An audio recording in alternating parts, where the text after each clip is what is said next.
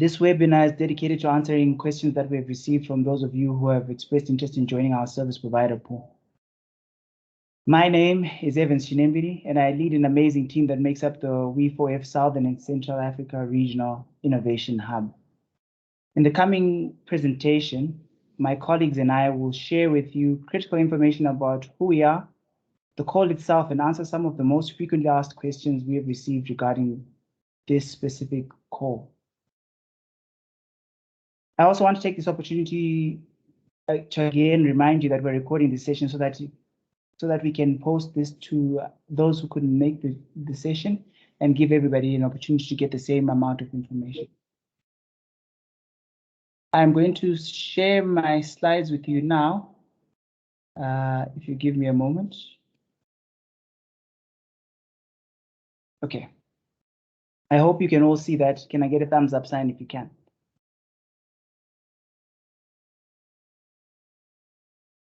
Promptly moving on. Thank you for that. So we have a very packed agenda today, and I'll do my best to be concise and give you the information that you need to take advantage of this specific opportunity. We'll start with an introduction to the Grand Challenge and then provide an overview of the WE4F South and Central Africa Regional Innovation Hub. From there, we'll discuss the service provider opportunities, detail the process involved in providing the service on behalf of the hub, as well as the associated timelines. We'll then give an overview of our call for expression of interest in becoming a specific service provider and discuss the various categories under which you can provide services. We'll then move on to the evaluation criteria and all the necessary required documents.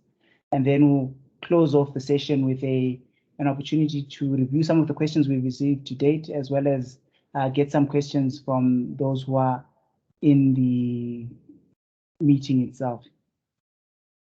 So a few housekeeping rules. The speak function is not enabled, so if you can please use the chat box if you have any specific questions that you want to put to the team. We are going to be addressing the pre-submitted questions that are related to the EOI, and those are the ones that we'll focus the core of this conversation on. Again, the webinar is recorded and available on the WE4F YouTube channel after this session. And most importantly, there will be a 1-minute survey at the end of this webinar, and we would share this link via the chat box. Would really appreciate it if you take some time and go through that survey with us. So our hosts for our webinar today are as follows. We've got our communications and knowledge management specialist, Christina Kubik, our monitoring and evaluation learning specialist, Mashudu Mavila, as well as our grants and finance specialist, Gabriela Makonese, our technical assistance facilitator, Mashiri Jarimwa, and myself, Evans Chinembi.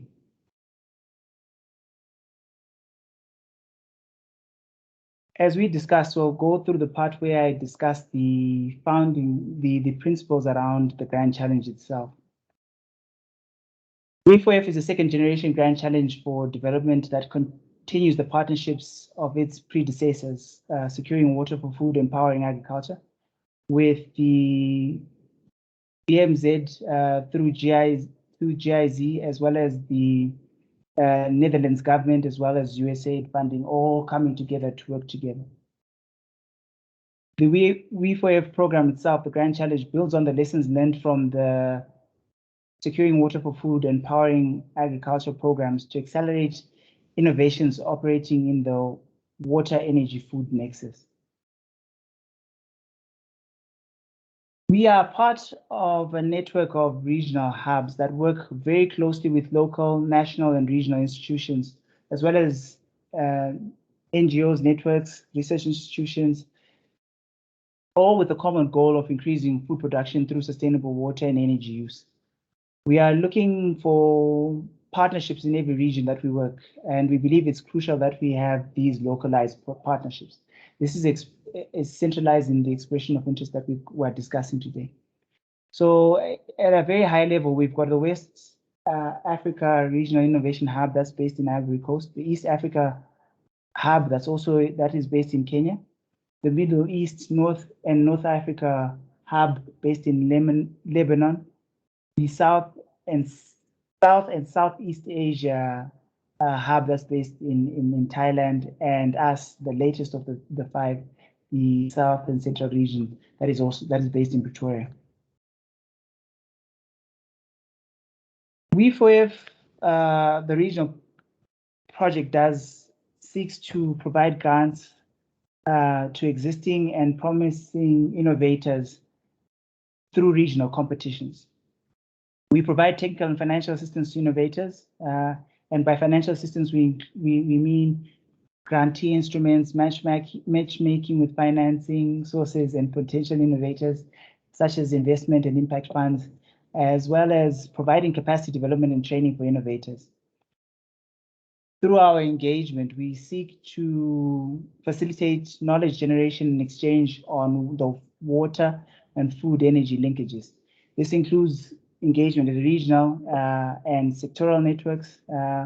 We also collate information and lessons learned, as well as reflection across and regional, inter-regional exchange between innovators and across the hubs as a whole. As part of our approach, we also conduct advocacy for the water and energy food issues, addressing particularly the enabling environment on both the national and global levels. The idea is that we are striving to improve parameters in the hubs region and create an environment for the successful development of these technologies and spreading across the region. As part of our approach, we identify the most promising innovations in the WE4F nexus and provide these businesses with technical support, not only to survive, but to thrive. We look for innovative financial solutions for these innovators and the businesses and for their businesses, as well as the financial solutions to make these technologies and innovations affordable to the people who need these technologies the most. We also work on advancing the central challenges to the expansion of these innovations by addressing the limiting policy constraints. So specifically, the core sectors that we work in are in the water for food, energy for food, and water energy food sort of areas. This is the area that we're looking for specific innovators for, and these are the innovators that the service providers will be providing support to.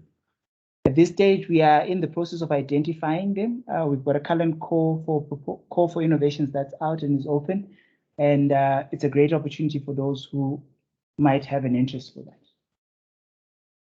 Specifically, we have 4 major objectives. The first one is to increase food production through sustainable and efficient water and energy use.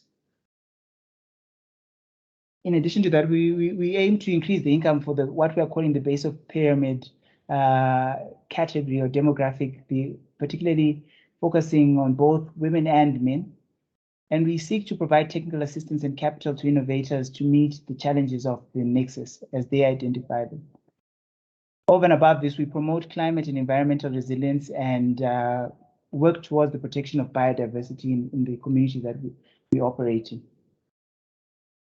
We have a number of commitments that we've made as a program. We have committed to identifying and funding at least 30 WE4F innovators across the region.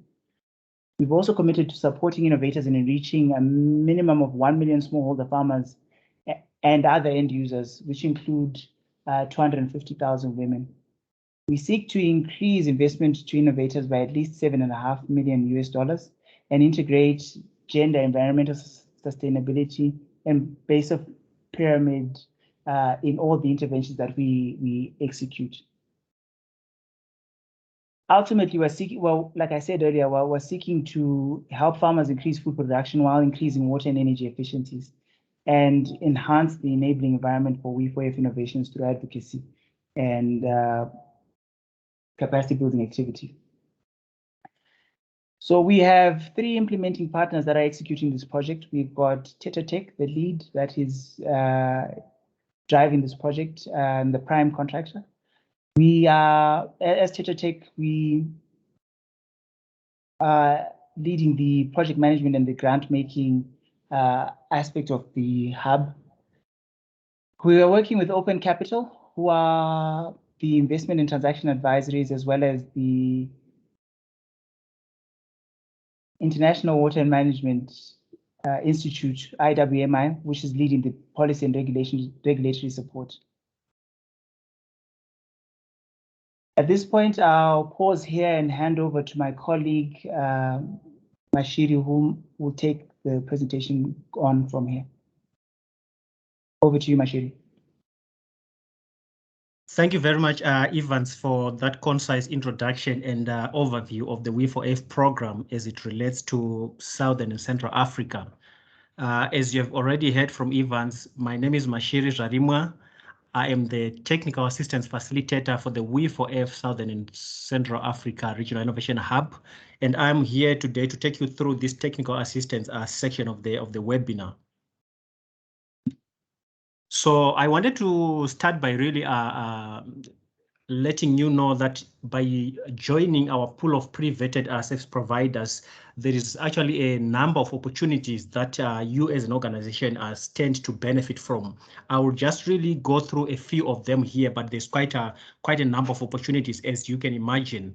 So first of all, you really get to an opportunity to work with like really game-changing innovators across the water, energy, food nexus from across all the 12 countries that we are targeting in this nexus as we unlock opportunities in the nexus. But also you as an organization, you stand to have an opportunity to really grow your business and market reach because of the network we provide you with.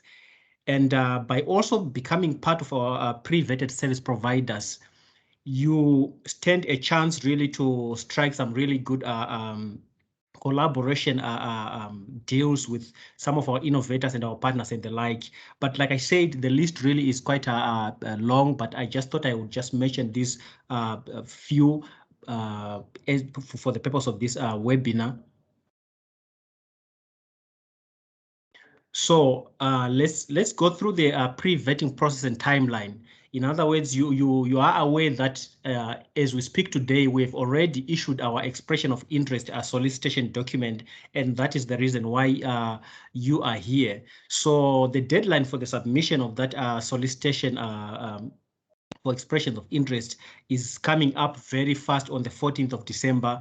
So I would really pause here and encourage you to submit your applications as soon as possible and not wait for the last minute.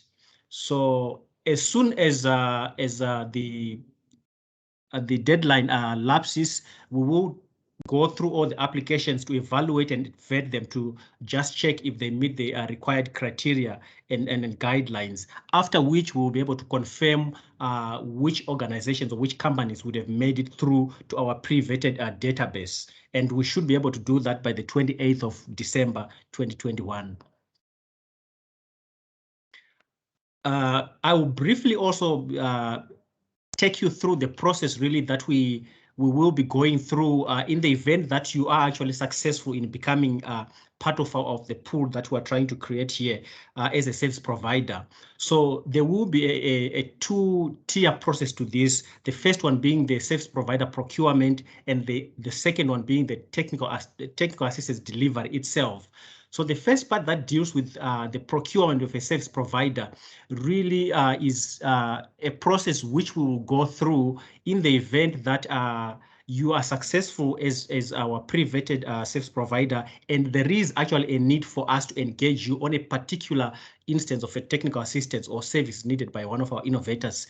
So the process really goes quickly like this. We will issue out an RFQ or a request for proposal or request for quotation, depending on the particular situation. And we will allow you to submit any questions that you might have so that we could address them as you respond to that request for proposal. And like any other call, there will be a deadline to when you can submit your proposals. After which we will go through a technical evaluation process. Really, this becomes important because we would want to make sure that your proposal meets the requirements of the technical assistance that the innovator will be looking for from you. So we'll go through that evaluation process, and we will take up to 3 top scoring service providers to our interview stage. And I say up to 3 because usually we would go to the interview stage with top 2 service providers. But in some instances where the scoring is close to each other, we may consider to take up to 3 top scoring vendors to the interview stage. And obviously we will come out with a successful service provider, and an award is made. So that is the first part that deals with service provision procurement. And once you get this, assuming that you have now gotten this contract to provide the services, you now need to really provide the technical assistance itself that you've been given the contract to deliver. And it goes. It really starts by you preparing a work plan to say, how are you going to be doing this? And that is a process we work closely with you together to say, how are you going to deliver this particular kind of service that we've requested for? And when you go through that work plan development, once we are happy with it, and also in consultation with the innovator, the plan gets approved, and then you start the actual technical assistance delivery. At the end of that technical assistance delivery, the innovator and the hub has to be satisfied that you have provided the service as required, and then sign off the technical assistance delivery as successfully having been completed.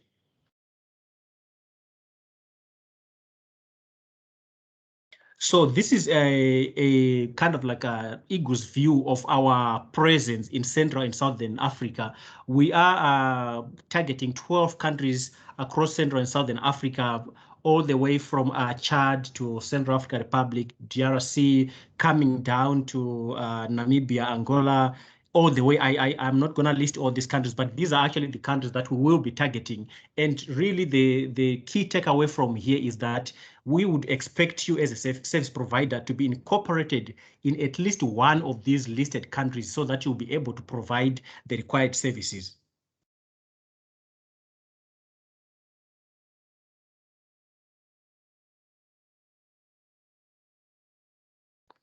Now, I'm going to take you through like the 12 broad technical assistance categories that we have, or that will be requiring you to provide services to.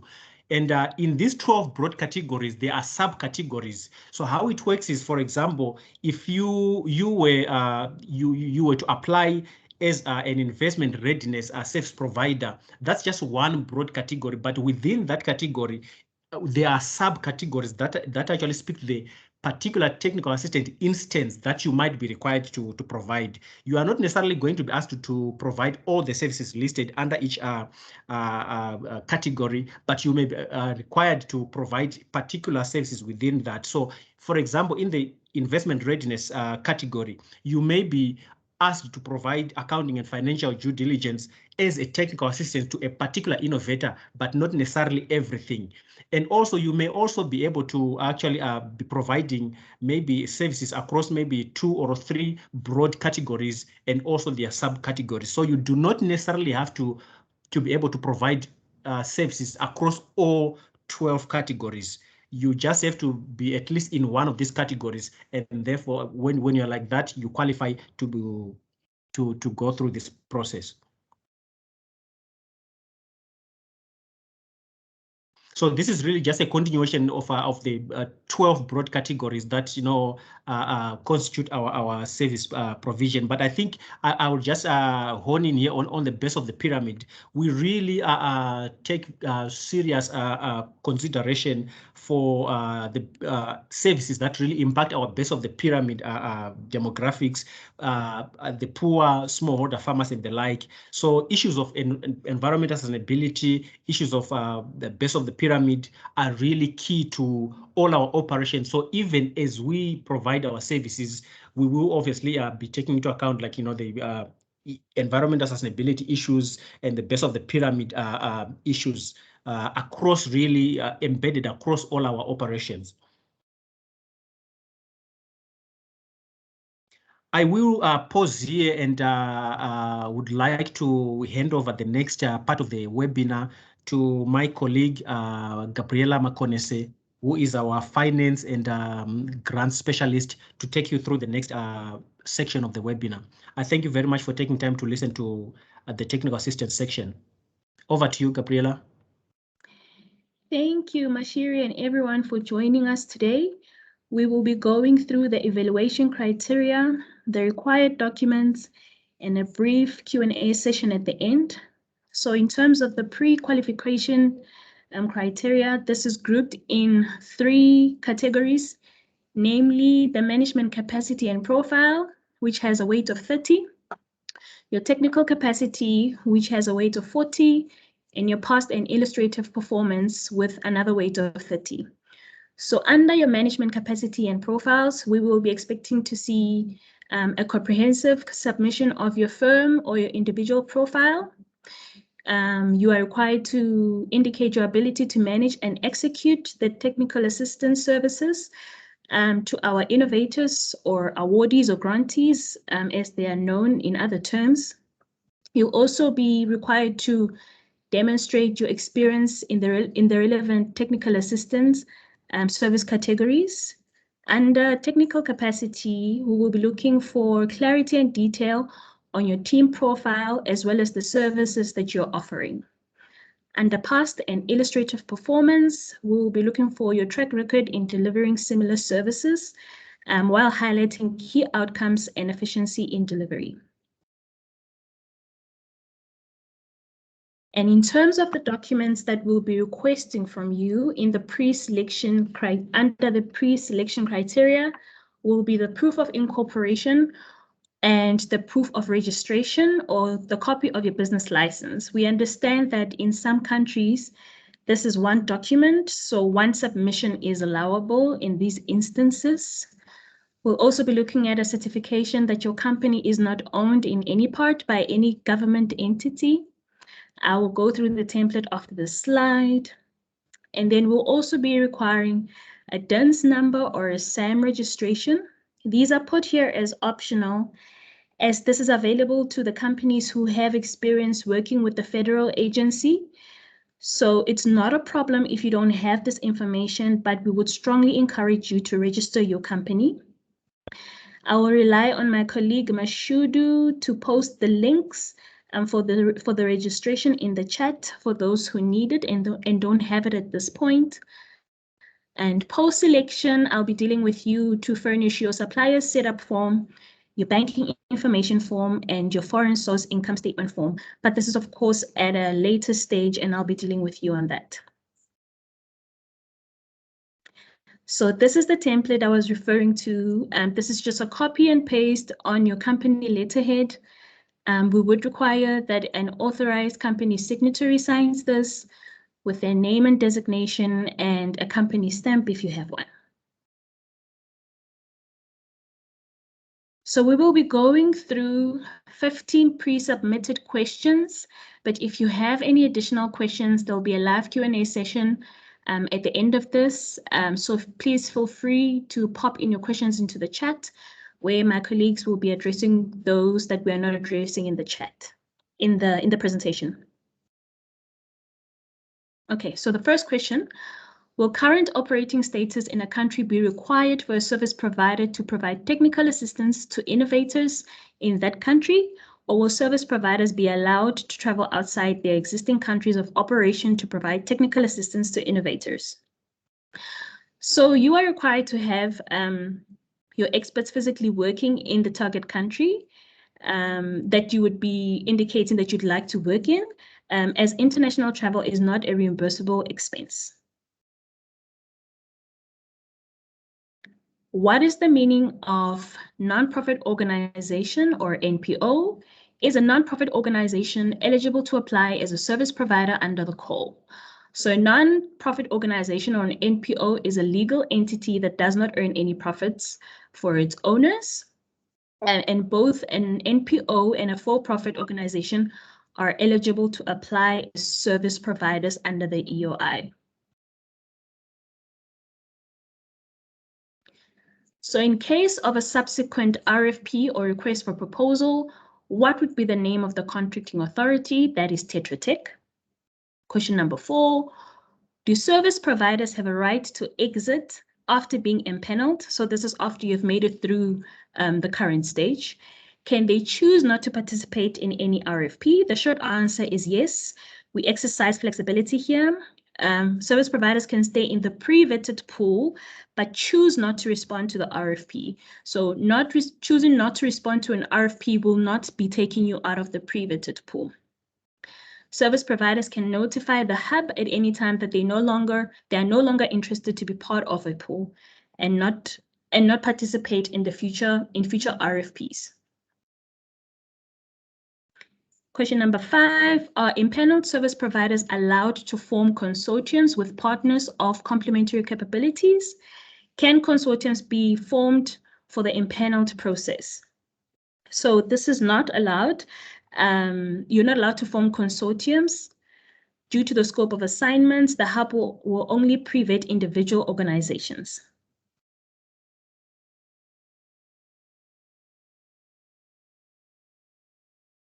Does the applicant need to provide details or examples about the information and format which is required for an organization conflict of interest certificate and other certifications required? Is there an official template? So you are not required to submit, you are required to submit a certification that the company is not owned or controlled in any part by the government. And we've gone over the template and seen what that looks like on your company letterhead. But you are, however, not required to submit the organization conflict of interest certificate. Does each summary of a project need to be 3 slides long? Should we submit as a PowerPoint presentation or as a PDF file? Is there a template provided? If so, where can we find it? If there is no template, what information is required here? So we are requesting that you provide us with 3 project examples per area of your expertise, and you upload the 3 summary per project. So just one second here.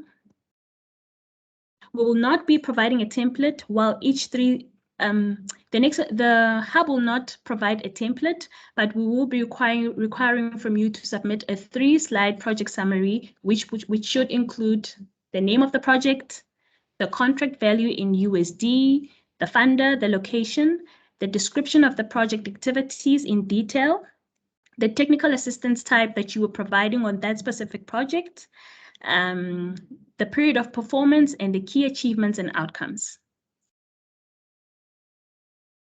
Question 8, can we upload additional documents in addition to what is enlisted in the call for innovation? Yes, the applicant can upload the additional documents. However, the required documents enlisted for the hub's call are sufficient for the evaluation of the service providers. So what we are requiring from you to submit is sufficient for us to make an evaluation, and what you submit is additional. The expression of interest states that the service providers will be issued separate requests for proposals for respective technical assistance category. Do the service providers have a limit on the service category they are choosing? In this pre-vetting process, service providers can choose up to 3 service categories, as mentioned by Mashiri earlier, which are the most relevant to their area of expertise. However, if a service provider has more than 3 areas of expertise, you are welcome to send your additional service categories of your past project examples to the email provided, and this will be assessed on a case-by-case consideration. Do service providers need to provide a service for all content under the selected technical assistance category?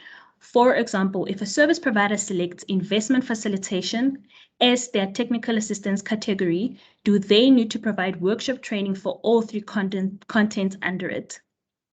And the answer is, by selecting one category, service providers do not have to provide support for all the contents under that category. So you can select up to 3 categories and mention which area under the category is most relevant to you. I would like to urge you to remember that this submission should be based on your area of expertise. It is up to the service provider which it's up to the service provider to indicate where they have capacity and ability to implement.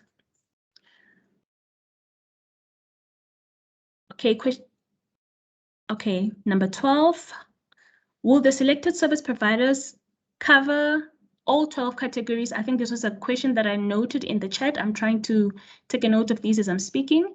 Will the selected service provider cover all 12 categories which are set out by the hub, or will the 12 target countries be limited to a specific theme or only in the origin country of the service provider?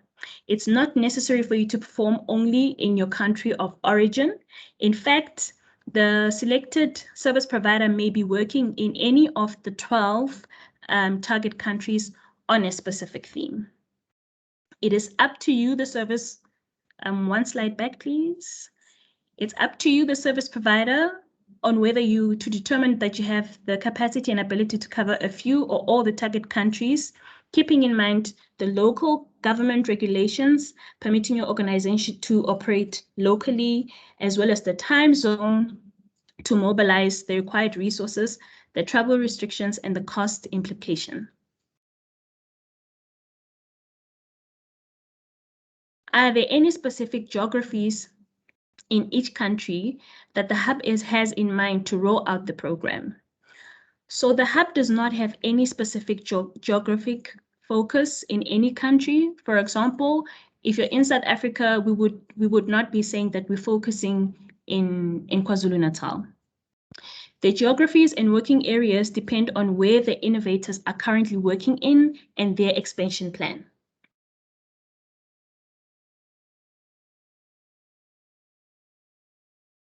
Okay, question number 14, one more to go. Will the service provider only provide technical assistance for the innovator, or will also be involved in facilitating the program implementation and TA on site? What is the role and responsibility between the service provider and the innovator regarding the technical assistance? So you will only provide a specific technical assistance to the innovator, while the hub will facilitate the overall implementation process. However, on-site support, especially on the assigned technical assistance, will be required if needed. Regarding the roles and the responsibilities, the innovator and the hub will agree on a scope of work prior to circulating it within the pre-vetted services provider pool. And I believe my colleague Mashiri touched on this earlier. And once the deliverable is completed, the service provider must have the innovator's approval prior to submitting to the hub for final approval. Last question. Would you expect personalized support per innovator, or a hybrid acceleration format for a common program and dedicated support? This is a very important question. Our expectation is that each assignment for service providers will be designed to support an innovator with a specific problem statement. The hub is therefore expecting personalized one-on-one support given by the service provider for each innovator. And that's the kind of capacity that we're also looking for from you.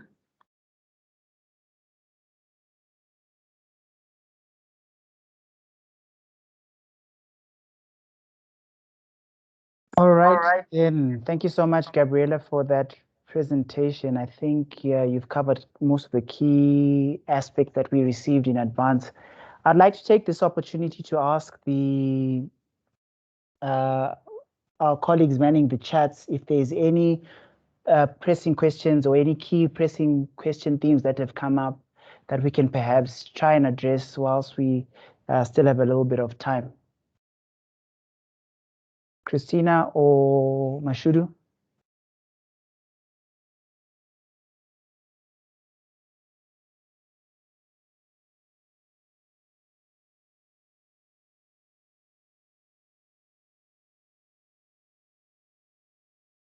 If you're speaking, Christina, I can't hear you. Are there any key questions that we need to address? Hi, Evans.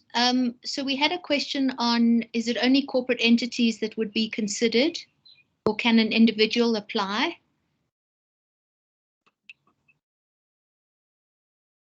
That's a fantastic question. Maybe I'd like to hand over perhaps to Gabriela or Mashiri to tackle that one. Thank you for the question. You would need to have a registered company. Even if you are an individual, you're welcome to apply, but you'd need to provide proof of registration of your company and the experience that you have in rendering the technical assistance that you are referencing in your application. Thanks so much, Gabriela. Any other questions, Christina? Any themes coming out? So we've got a possible innovator that could apply for the call for innovations, who has a potting soil company, but he's based in Lebanon. So I've encouraged him to apply to the MENA region. But we could use this opportunity to also explain the call for innovations. At the moment, I believe all questions have been addressed.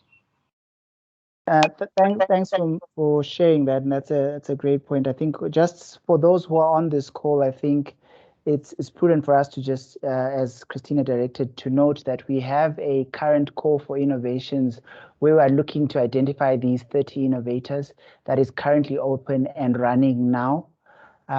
It's going to run until the 4th of January 2022, excuse me. We are scheduled to have a Q&A session on that in the coming week. I believe it's the 7th of December. Correct me if I'm wrong, Mr. Mashiri.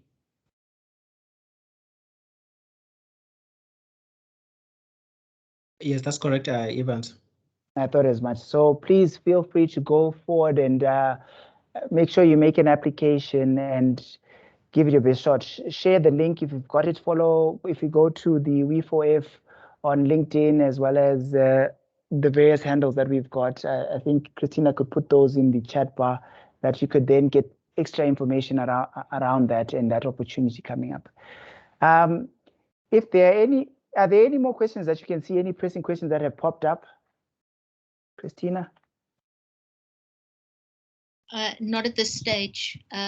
If there's, I see somebody's raised a hand, please use the chat box because everybody's muted. Please use the chat box to write your question to us.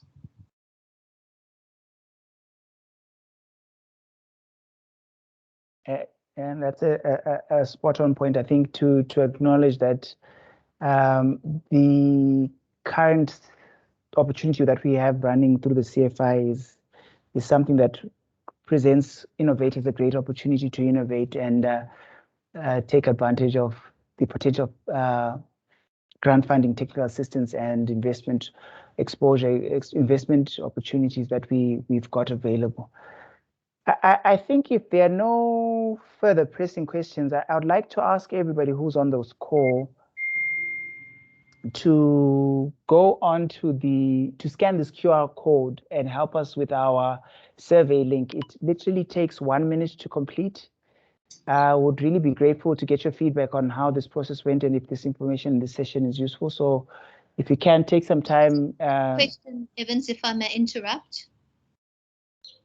Sure, go ahead. So Amulu is asking, I'm struggling to understand the difference between a service provider and an innovator. Can we explain the difference, please? Sure. In the context that we are describing this, a service provider is a business that provides support to our core business, our core innovators. So it's, for example, let me give you a practical example. Suppose you run a law firm and you understand the regulations that are related to the production of solar pumps, and you understand all those regulations. So as a service provider, the people we're looking for in this specific call is people who work in that law firm, those lawyers, providing regulatory advice to our innovator, the solar pump manufacturer in this specific case.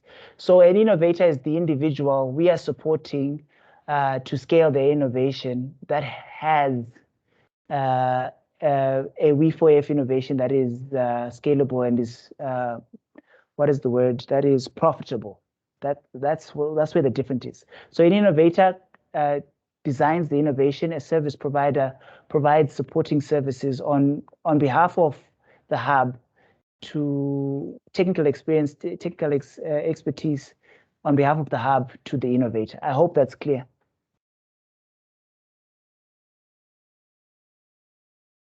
Okay.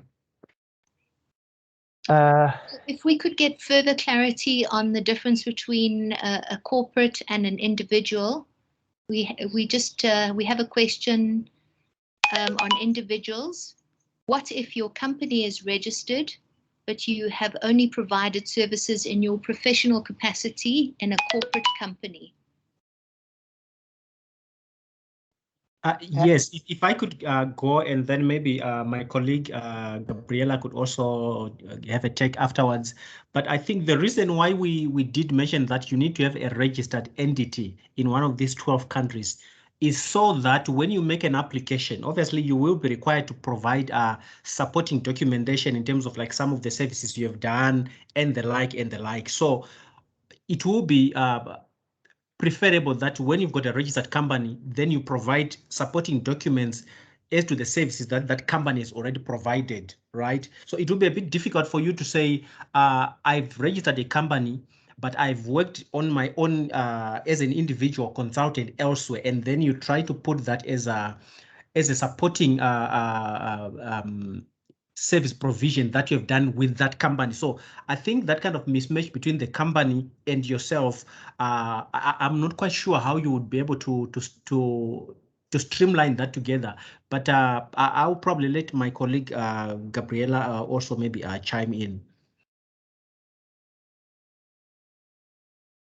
Thank you, Mashiri. I think this is actually covered a little bit under question number 7, because we are requiring that you provide, for example, the 3-slide project summary, which will include the name of the project, the contract value, the funder, the location, and so forth. I think it would be difficult for you as an individual to then associate your, what I would call your personal experience, and put this as a past project example. So by virtue of this submission, I think you would be ineligible, because you would not be providing you would not be able to provide the required information. So you would need some experience that is under your company as an individual, or as a consultant, if I can put it that way, under your company. Thank you.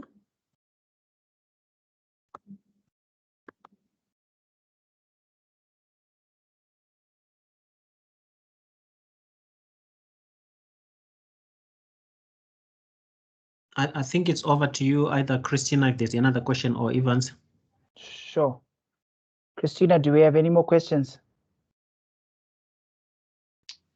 We just, Omola's asking if we could just clarify again the difference between service providers that will support the implementation of technical assistance and the innovators. Right. I know Evans, my colleague Evans, tried to explain that. So I'll just try to use like a different way of saying the same thing that I was saying. So the difference between innovators and service providers is this. Everyone who is here is a potential service provider. In other words, your company has got some expertise that it can offer to our innovators who are separate from everyone who is here. So on the sidelines of all this we are doing today, we are issuing a call for innovators to join our program as the Southern and Central Africa Regional Innovation Hub. So, and these are the innovators that you heard my colleague Ivan speaking of earlier on, to say we're looking for innovators who are in the water, food, energy, food, or energy, water, food nexus. So that process is going on, and it's going to be finalized sometime next year. Once we get that cohort or that group of innovators across Southern and Central Africa, if you like, these are startups really that are at an advanced stage, that are ready to scale. So we provide these companies with technical assistance and with grant financing. So now, because their companies are at that stage where they need to scale, we need to help them to be able to scale their businesses within that nexus. So this is where now we invite you to say, can you help our company that is based in Mozambique, that is into drip irrigation? Can you help them with this particular kind of technical expertise to make sure that their business goes forward? So these are two different kind of processes that are running concurrently. The one we are here for is for everyone here as a potential service provider, because you've got some expertise that we believe could be beneficial to us as we help these separate groups that we call innovators that is joining us starting next year. I'm not sure, Omula, if I've added to your confusion or if I've added a little bit of clarity to your question.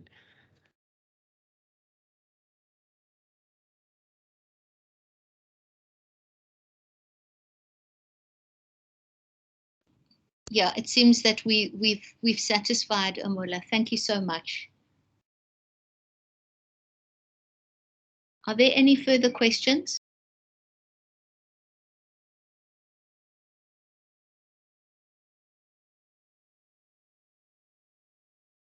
In the absence of questions, Christina, I want to take this moment to remind all the participants on the call to please participate in our survey and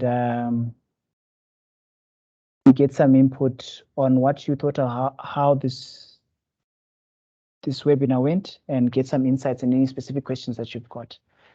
So all you have to do is take a picture of the QR code, and then you get the link and you should be able to access the survey. Over and above that, I would like to remind all of you to submit your expression of interest by the 14th of December before 1600 hours Central African time. This is the email to submit your application to. If there are no further questions, I think this would be a good point to which to end this call. Sorry, Evans. There's a question in the chat regarding what are our plans for East Africa hubs. So maybe we can just speak briefly to the information that's available on the website. So like I said earlier on, there is a series of hubs that we've got that are established in different regions. The East Africa hub does have East Africa does have its own hub that covers, I think it's 7 or 8 countries. What you can do is, if you go to the WE4F website, you will find more information around the various hubs, and you can click the link that speaks specifically to the East Africa hub. Over and above that, if you put your name in the chat, we can see how we can try and connect you with some of our colleagues in the East Africa hub. If you put your email address and a name, we should be able to do that at the end of this call.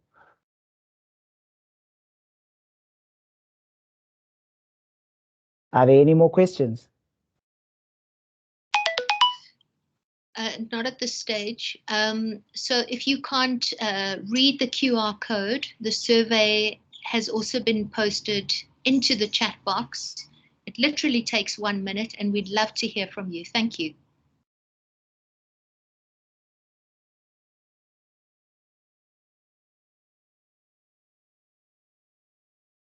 Without further ado, I would like to thank you all for taking the time to attend this webinar with us and share your questions and engage us on this exciting opportunity. We look forward to hearing from you and hopefully seeing your applications a bit. I encourage you to go and start sending your applications now and start the process now whilst it's nice and early.